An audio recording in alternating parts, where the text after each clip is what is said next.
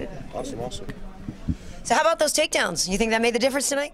I think so, yeah, I think so. I went to, shout out to Matt Hughes. He was one of my biggest heroes in UFC. And I did a whole old school Matt Hughes, and it felt good to do that, to pick someone up, walk. And I was looking for my corner. I was like, where you at? They're like, over here, and slam him. So that felt good. I didn't do that in years, so it was awesome. Yeah. So. What are you guys working on just now? Jorge Rivera, UFC event, in my eyes, one of the legends, especially out of Boston. He's one of my new coaches now, and he was just telling me a technique I should have did. And even though I get the victory, I'm happy for the dominant victory. There's a lot of stuff I work on. I feel I should have finished my opponent, so there's a lot of stuff I work on because I'm coming for that title for sure. You had a submission going, but he seemed to get out of it. How did you feel about that as soon as he was able to get away? He was smart because I seen he was like resting and he was trying to ground and pound me, and what he did is when he rested his I believe his right arm over, I looped over and grabbed his head with my legs. But as soon as he knew he was in trouble, he just stood up and getting away. I was like, oh, okay. But I mean, he's smart enough, good fight. But I'm real proud of myself being a striker. He is a glory fighter, a really top tier K1 striker. And coming from White Crew School of Boston, one of the best Muay Thai school in Boston. We just proved that we can hang with glory guys, K1 guys. Doesn't matter. I'm an MMA fighter. Beating up glory guys. I feel good. How does it feel to be back here? This is your second stint now with the UFC. I didn't get to talk to you in Boston, so I'm curious how that feeling is for you, having that win over Hall and now this over Siyar. It feels good. I believe for years I belong here. I had a little bad luck, with 3 losses in a row, but I'm trying to prove that I belong here. And I hope with this dominant performance that I could prove that, I belong in the UFC and I'm top tier material. And I proved to the UFC not only I can fight in 185, now I can be dominant in 170. Well, that's what I was going to say. We actually talked about that in Boston, and you were definitely the underdog there and came in and had a lot to prove. So do you feel that, well, actually, what did they say to you after that win? And, this is not a relatively fast turnaround, but a good turnaround for you to get another fight in before the end of the year. What they said the win is the one fight 85. What happens, me and my coach and staff, we talked and they said, listen, you're a great fighter at 185, but if you want a title, can you get him at 185? I said, realistically, I can't. They're like, you need to drop weight then. So I made an educated decision with me and my staff, and we went to 170, so I got a raw diet, got with my coach. He was in my butt every day, but it worked. I made 170, and I think I'm gonna be a bigger beast, a really contender in 170 division. Can we talk about the flare going on in your head right now and on your beard? What's this about? That's my war cut, the Doomsday cut. Yeah. So every fight, everybody knows before I fight, I get the sickest cut ever. I'm trying to be not only the best fighter in the welterweight division, but the best haircut or hair design. Oh yeah, there you go. Actually, that's me right there. That's the guy with the arm. Right. Yeah, that's me. And this is like some design that goes into the beard. It's crazy. The guy, shout out to Platinum Cuts, he did it in Las Vegas, one of the best haircut place ever, not only in the country, in the world. His name is Banana, there it is. And shout out to him, I'm gonna see him tonight, but he did really good. He took him about an hour, took his time, but this is the best cut I ever had. That's awesome. What are some of the positives that you can take out of a time outside of the UFC? I take a lot of positives. I got one of my good trainers, Nick Drummond.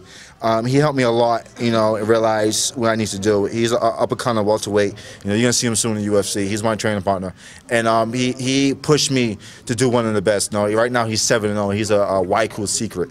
And he's gonna be a beast. He's gonna be a beast. He's been finishing people left and right. I mean, he gives me problems all the time. And to see him come up and he said, "No, you could do it." I was like, he told me that I was one of his idols, and to see what he does, and he gives me problems. So you know what, I could do it. And it's teammates like that make you push and go back to the big show and do what I did tonight. Now that you faced a couple of prospects in the sense that Uriah Hall and Siyar were new to the UFC, where do you see yourself going from here? Is there anybody that you'd want next to go up the tier?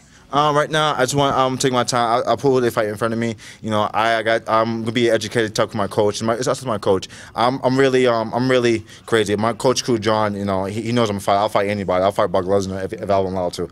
But with him, it's up to him.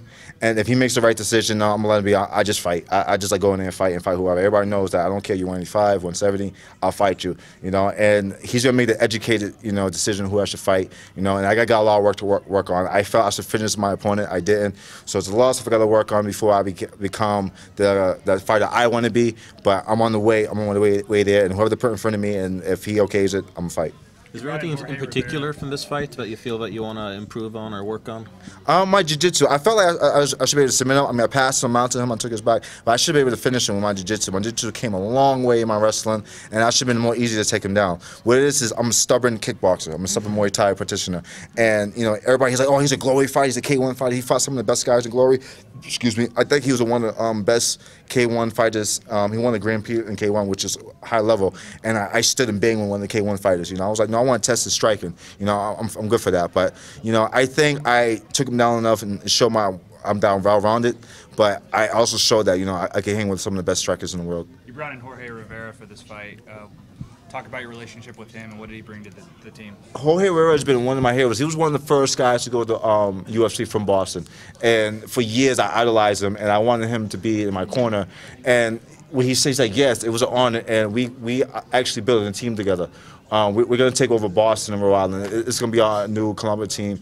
You know, me and Jorge, it's big time. I mean, right? Yeah, big time. And him being in my corner is a big thing. You know, before we had a little separation, but right now he's helping me, and he pushed me real hard. He came to my camp, and he really pushed me, told me what to do with the experience, and you see the different results. You know, I'm not some crazy kid swinging. I'm real educated now, and with the right people in my corner right now, I believe I could be the next welterweight champion. Someone said on Twitter that someone passed gas during the fight. Was that you or was that him? I think it was him. I don't think it was me. I don't think it was me. I'm pretty sure it was him. But yeah, that was a funny moment, fight moment. There's a Doomsday joke in there somewhere. Oh yeah, definitely, totally, 100%.